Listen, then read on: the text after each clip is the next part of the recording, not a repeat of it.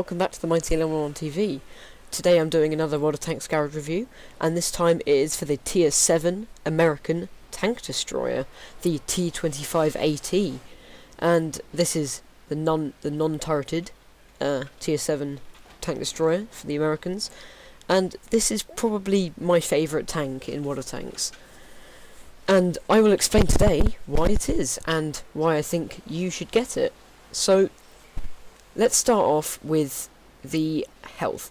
840 health points. I think this is actually quite good to really good for this tank, as it's really good if you don't know if you're spotted. I mean, I don't have Sixth Sense yet. I'm 67% the way to Sixth Sense.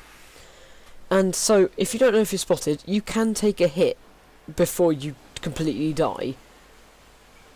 So, you know if you're spotted, say you're in a quite dodgy position, you fire, and then you get hit, you don't just die instantly. So, it's quite useful for that. And, I mean, the armors, it can be very trollish at times, but sometimes you do need a little bit of extra health just to sustain a few hits.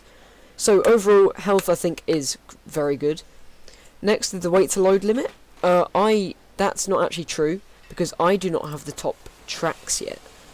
Now, if we have a look at the research over here, the top tracks, 13,800 XP for the top tracks, and I just didn't bother with that. I'm going straight to the T28, as I haven't actually unlocked yet. But the reason for that is that, well, I'm not bothering because I've bought myself Enhanced Vertical Core Springs 2 class. And that's literally just because I wanted gun rammer and camo net, and I actually couldn't equip those without the tracks. So I just had a bit of extra money and decided to pimp out my T25 AT. So that is technically a lie. Can actually equip like 38 or 39 tons max with the stock tracks. And then, I can actually look, 39.21. So I am just over, but anyway. And the upgraded tracks, 33.8 tons, which is enough for all your equipment. So, yep, that's adequate. I suppose you don't need the tracks for the top gun or anything. The engine power, 704 horsepower. This is insane for this tank. The top engine, 704 horsepower, compared to the Ford's GAN or GAN, I'm not exactly sure how you pronounce that, 560 horsepower. And this is just a beast of a tank. It's 56 kilometers per hour. Yeah, going downhill, but if you're on flat terrain, you'll definitely hit 40. It is insanely fast for a non-turreted tank destroyer. And traverse speed, also very good, 30 degrees. So if you've got perhaps a heavy, maybe, or a slow to medium, quickness medium, you could probably keep up with it trying to circle you. Hull armor, now this is where things get interesting. Sorry for the FPS lag, by the way. I'm just playing on the normal server, and the graphics, my FPS seems to be a lot worse. So hull armor on the front, 88 FPS. Oh wow, GG. 88 millimeters, and yep, that probably equates to about 100 millimeters or so. I'm not exactly sure about the slope, but it adds quite a few on. But the gun mantlet on this is amazingly trollish. I can one-on-one a full health Tiger 1 if I just huddle against it and it shoots at my gun mantlet, and I've done that before. Surprisingly, I have taken down a full health Tiger 1 with bouncing of about 2 or 3 shots off my gun mantlet, whilst I repeatedly shoot into its side, and that was very satisfying, I'll tell you. So I think the frontal armors, you're not going to bounce every single shot, but gun mantlet very bouncy, and if any shots hit here, they will kill your driver. There's no question about it. They will kill your driver. I've had my driver kill almost every single game when someone shot here. Shoots here, commander's gonna die. Gunner can only I think they can only really die if they can shoot through your gun mantlet, which have to be very high penetration, or through the side. Same with the commander, and suppose driver if you shoot through the side, like through the tracks. or lower plate. So then we go to side armor 76. Yeah, it's alright for side armor. Then the rear 38. Yeah, it's alright. It's tank destroying. Not expecting to be snuck upon. So now here comes to the gun. So the stock gun, 90mm AT gun M3. This is the one on the Jackson. And as we can see here, I think it has an increased rate of fire. It should do anyway. Average penetration 160, 240 damage. Yeah, quite good. It's quite I wouldn't say easy stock grind, but it was a lot easier than others I've had to go through. And so it's kind of nice gun to grind through. Then you got the 90mm gun, AT gun, T15 E2, which is basically just higher penetration of more rounds per minute, and that's basically it. But that's when you get to the 105mm. This thing is a beast. This is the same gun that's used on the T29, and I will tell you now, it's not the same gun used on the T29 GG. But it pretty much got the same stats. It is insane.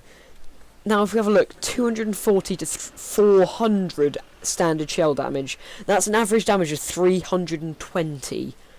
Or at least I think it is. Just check that. Yep, 320 average damage. And 198 average penetration. That, for tier 7, is insane. And we have a 6.59 rounds per minute. Now that, with gun rammer and 100% crew, gets you about 7.8 second reload. And that is insane. We get our average damage per minute as 2,110. Now, I haven't actually done this before, I haven't even looked, but I'm going to compare that to some tier 10s. Object 263, 3,000 damage per minute, 900 damage more, and that's a tier 10. That is, quite frankly, insane for a tier 7 gun. And 198 penetration is more than enough. I can pen tier 9s. I mean, if you can shoot the side or lower plate of tier 9s, or the cupola, then easy. You can just whittle down their health so much. It's quite insane with that rate of fire. View range, this is what really let it down for me. 350 meters. I really need to get binos on this, but I don't really want to get my camo net because it's very useful. So yeah, view range kind of lacking. That's the one downside of this tank, I'd say. And signal range 615. Yeah, it's alright. I got a tier 9 engine, so I got a tier 9 radio. So I think all is well there. And now for the crew, I have gone Sixth Sense, Deadeye, purely because I don't really go for anything else on my gunners. Then camo for the rest. Sorry, my throat's awful today. And so once you've hit 100%, I'd probably go for this. Camo is just really so when you fire, you don't want to get shot after your first shot. You want to keep on firing until they then approach onto you, then you can reposition. And what I'd say, I think this is really good for peekaboo tactics, because if we look here, gun depression is down about here. If it goes any lower, you'd be digging a trench with the gun, quite frankly. And that just makes this insane. I mean, peekaboo tactics work really well with a good camo rating, like with the camo on. Then oppression can go up to like here, I think. That's absolutely insane. And that's what I really love about this tank, is that there's really not many limitations for this tank. So, yeah. I would say for equipment, if you've got the top tracks, I'd probably say camo net, binos, and gun rammer. But if you don't have tracks and are like me that just want to go to the T28 straight after without getting the tracks, then just replace binos with enhanced springs, or replace camo net, depending on how you want to play this. You want to play this a bit further back. I suppose you could play it further back with the binos, as you've got a longer view range. then by all means replace camo net. So yeah, this has been it for this. Actually, I'll go over ammo. Why not? I like going over ammo if it lets me choose it. There we go. I probably, if you're dedicated to this tank, I'd load some APCR just for those tier 9 games. But I mean, 4,800 credits or 12 gold is pretty extreme. But if you really want that 184 to 306 millimeters of penetration, then totally up to you. But I load HE. I've only really needed to use it in the past, in literally the one game I just played about 20 minutes ago. And I was up against a Tiger 1. He was going hull down, and you just don't have enough penetration to pen through its turret. And it had 99 health. And I fired one HE shot at it and killed him. And that's really all you're going to use HE for. Maybe a T25 hull down. Just take a whack at its gun mantlet, maybe damage the gun, maybe do a bit of damage.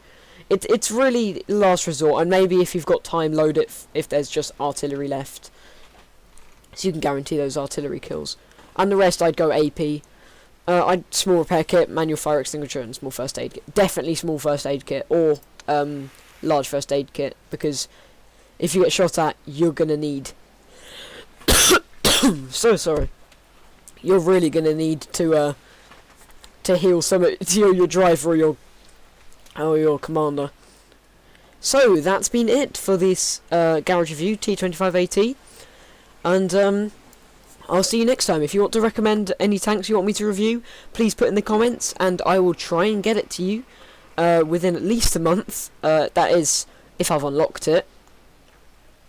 And I will see you next time. Goodbye.